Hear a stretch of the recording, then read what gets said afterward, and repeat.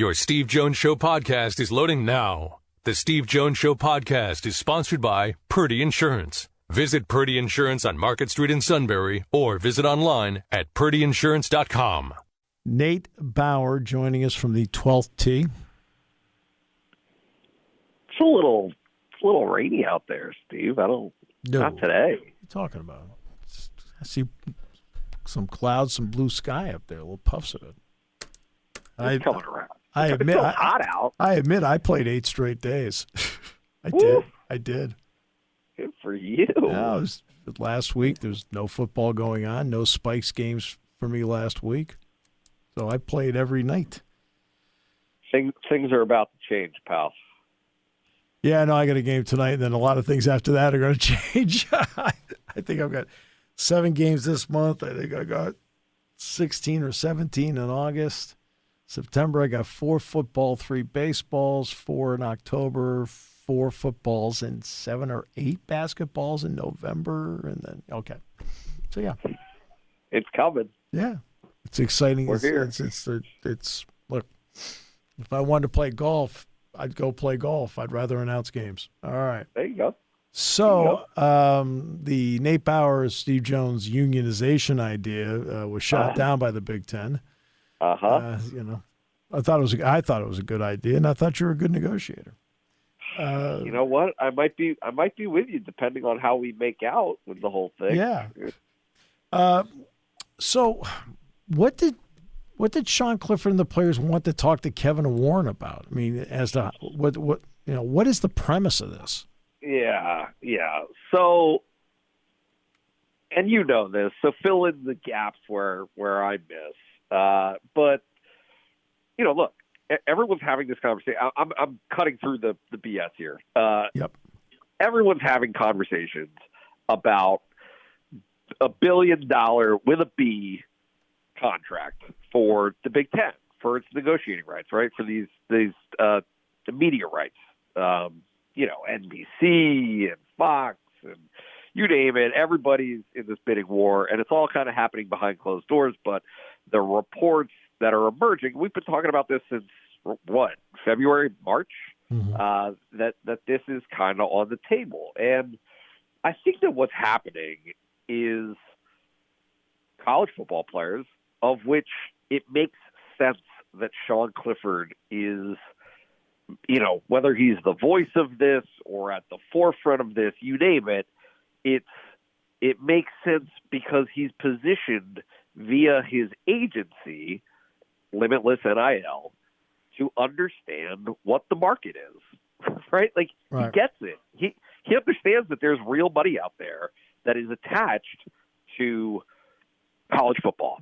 The product is as hot as it's ever been.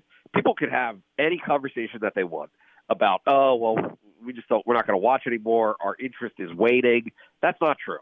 And the reality of that not being true is the fact that they're talking about $1 billion media rights contract. Right. So all of that, what I just said, ties back into, hey, they want a seat at the table. They want to have a seat and say, look, better medical care that is independent of the school's care, right? That lasts beyond your playing career. That's a fairly common thing as being a desire and a negotiating point of the NFL players union, right? NBA, you name it, all of these other professional leagues. And specific to football, that's important. You can understand why. He talked very briefly about Journey Brown. That situation had a broad impact on Penn State football players, right? Like, you don't come back from that not having a cognizance of how quickly it can be taken away, right? And how long you might need medical care after your playing career is over. So that was a big piece. There were 2 other pillars, Steve. Help me out here. Well, medical care was one. And obviously, a share, they're seeing the big money dollars here. Yes. And they're asking, how are you getting that? You're getting it through our performance. I think that's also a key part of what they're thinking. They're not saying that they want, I don't know if they want to be employees, but Right. which is completely different. But here we go. I had to pull it up here. Independent medical care, right? So that's it might sound as though they're being distrustful of their best interests being at heart of which I have a problem with that, a little bit of a problem with that, right? Like Dr. Sebastianelli, Penn State's medical care is top notch. yes. They're not going. I mean, some would argue that it's overly conservative, right? Well, as you look at that, the Journey Brown thing is also in part because it's not just the medical care part of it, but they saw somebody with a chance to make big money in his lifetime as an NFL player end. Yep.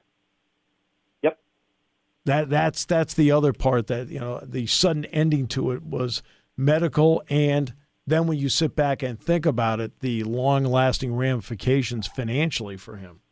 Yep. I understand the counter argument about the value of the experience, right? Of being a scholarship student athlete at Penn State or otherwise, in terms of not just the value of the education, but the experience as a whole, right? So all of the training facilities, all like this entire environment that has been crafted to provide the best opportunity for them to succeed, right? Athletically and academically. Right. But when we have all of these conversations, whether it's you and I or the public at large or other media folks, about this surplus of money, right? And how Penn State might spend it based on what the next, right? Like the next round of media contracts are. Right. That leaves out entirely a primary stakeholder. These guys are saying to themselves, wait a second.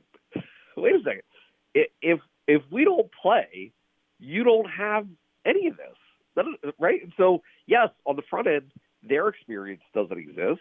That would be costly to them. But on the backside of it, they're looking around and they're asking themselves, why is Kirby Smart making $112 million? Like, that is a massive number. Yes. James Franklin's making 85 over 10 years. Mm-hmm. Mel Tucker, all of these massive, massive numbers. And a fraction of those massive numbers would set most of these guys up for, if not life, a very long time. Right? Like right. That is the key question that is at stake here is why are they not a part of the opportunity to cash in on the relevance and the popularity of the game? So now let's just take this for as part of the fun of point counterpoint. All right. Yeah. All right. If you're the Big Ten, do you look at the athletes and say, yeah, but if we do this, are you going to be taking away opportunities from other athletes on your campus? Because that's where a lot of this money is going to also go. Yep. I mean, I'm saying, is that the Big Ten's argument? Well, I think that the Big Ten has multiple arguments. I don't, to me, and maybe I'm wrong about this, I don't think that's a winning argument.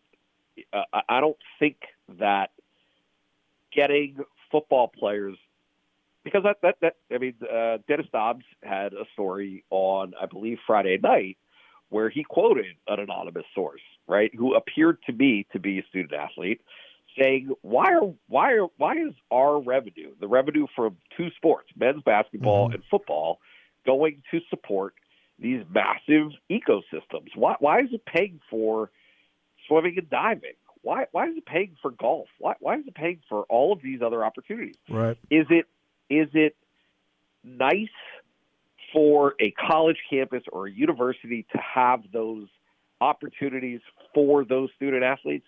Absolutely. It is part of what makes Penn State what it is. No doubt about it. But at what expense?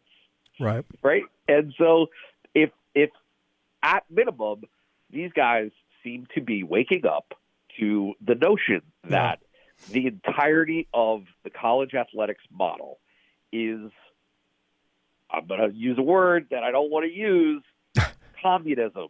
It's communism. They're taking the one revenue generating sport. It's socialism. Right. Like it's supplying these other opportunities. And that might be nice, but if you're telling player X, I'm not going to put a specific name on this because that's not fair to them. But if you're going to tell player X that, hey, your financial aspirations and those of your family cannot be realized because we need to provide palatial facilities, right, and pay for golf, they're going to reject that. Right. Oh, I know they'll reject it. I understand they'll reject it because, look, I've always used the Ford Lincoln Mercury part. So the Ford Motor Company, Ford Lincoln Mercury. Does Mercury still exist? No. Okay. Maybe in terms of used cars, yeah. You could see a Mercury Mariner running around someplace, but it doesn't exist because in the real world, Mercury underperforms financially, so they dropped it. Yep. That's called capitalism. That's business. College sports is a business that operates with socialism. Which is why, for example, Rutgers is going to get the same cut as Penn State. Right. Yeah. Right? Yeah, that too. Right? That too. Again, I've used this argument many times. I'm Mike Bone at USC. Let's go back. It's now May 25th, okay? Not July 25th. On May 25th, Mike Bone's looking around saying, excuse me, you're telling me Rutgers is going to get $90 million a year in TV revenue and USC is going to get 36? What? Yep. I tend to think that there needs to be some level of acknowledgement that cutting, right? So let's say in Penn State's case, first of all, in Penn State's case, if you're cutting all of the non-revenue sports, you're cutting 28 sports. Mm-hmm. Right. Men's hockey produces a surplus, men's basketball based on media rights, and football obviously generates the lion's share of the income. Right. If Penn State athletics exists with only those three sports, right, everybody listening is probably saying, what about wrestling? Wrestling loses $500,000, $600,000 a year. Yep. Right? Yep. So this notion that you can just scrap everything, throw it all to the wood heap, that's not true. I mean, maybe it is true, but more people would be upset about it than you realize. Yes, very much so. And so it's not there isn't necessarily a simple solution to this, but I do think the general premise of what these players are arguing is founded in reality, is founded in, hey, look, this is a huge revenue generator for the athletic department, yes, but also in the appeal of the university. The university has something at stake here as well. Right. And that's not just at Penn State, that's across the country. Mm-hmm. It is, James Franklin talks about it, and others have talked about it. The front porch of the university, so many people are, right? Fundraising, you name it, comes into football. It's all tied in. That was the Bobby Bowden statement, and everybody, and he's, it's not the university, but it's the front porch, and when you're going to buy, what's the first thing you see is the front porch, and now I'm going to get to basketball here in a second, but just quickly, all right, the Big Ten's talking about it. If nobody else is talking about it, right? SEC, ACC, Pac-12, whatever. Say they're not talking about it. Can't they just look at them and say, okay, where are you going to go? Right. Right. No, I'm just throwing out. Yeah. Like okay. I mean, it is the fundamental question that a lot of people have already carved out their side on as to really whether or not these are employees of a university. Right. Right? Because that is, look, like nationwide, this isn't limited to this issue. Talk of unionization and the balance between employers and employees as collectives is broad. It's happening all over the place. You're talking about Starbucks, Amazon, right? And so what is the give and take there? What union representation can provide more, right, and not be a detractor to its members? Right. There are lots of wins out there for quote unquote labor. It's just a question as to is this the deal that ends up benefiting the most, like the broader good? Yeah. Is that the deal that the arrangement that will work out? Because here's the thing, and nobody wants to hear this: tax ramifications, scholarships, all of those things are part of the incentivization. You've got most college football players don't hit, right? They're not good. And so that's very true. if the dynamic changes to where you are no longer guaranteed a 4-year scholarship, you are no longer guaranteed certain things, right? You show up your first year on campus, you stink, the coach cuts you, says, "Hey, we're not willing to continue to invest in your development." All right, well, what next? Right? Who does this benefit? It is not simple. It's very complicated, and I'm anxious to see, like many others, what could possibly come of it. What did you think of basketball when you went last week? I think I love Jalen Pickett. Well, yeah, that's easy. Yeah, I'm just going to say that a million times. I love Jalen Pickett. I think he's really good. I think his potential. He reminds me of DJ a little bit. Yeah. Just crafty, but also strong. And to have that at your point guard position, I think opens doors for them that, they still got to win games. They still got to win. Games. Sure. Micah Shrewsbury said it. They went 14-17, not the other way around, and they didn't win 20 games. Right. So you got to find a way to win 6 more games than you won last year. Yep. And you got to do that without John Harris. So Jalen Pickett being the version of Jalen Pickett that played in February and March is a great start to that. As are Cam Winter, who I think can be a great complement or primary backup, and Andrew Funk. Andrew Funk is a player.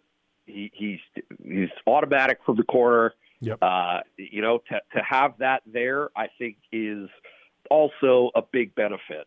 And then beyond that, it's really, to me, a matter of the freshmen figuring it out and figuring it out quickly, right? Like, I don't know how much the guards are going to be necessary this season. But Keba, the big fella, came in 20 pounds heavier than what he signed, which is good. Yeah, he's going to play. He's going to play. He's going to play this year. Seth Lundy, I think I don't want to miss talking about him. I mean, I just think that where he is, his development. I thought that Shrewsbury brought up a great point. This is the first time in his career. We talk about it with Sean Clifford. This is the first time in Seth's career that he's had the same coach. I know. Back to back. Yeah, Dick and I have talked about that. So it's amazing. Yeah, you think about it, it's amazing. 4-year career, finally has the same coach 2 years in a row. And just he's got a ton of potential. I mean, it's very clear. I actually asked him about whether or not there was an area of his game that he'd like to make a dramatic improvement in, right? Because we saw last year what happened for him on the defensive end of the floor. He was a lockdown defender. He was. Got to be he has to be a little better ball handler, isn't it?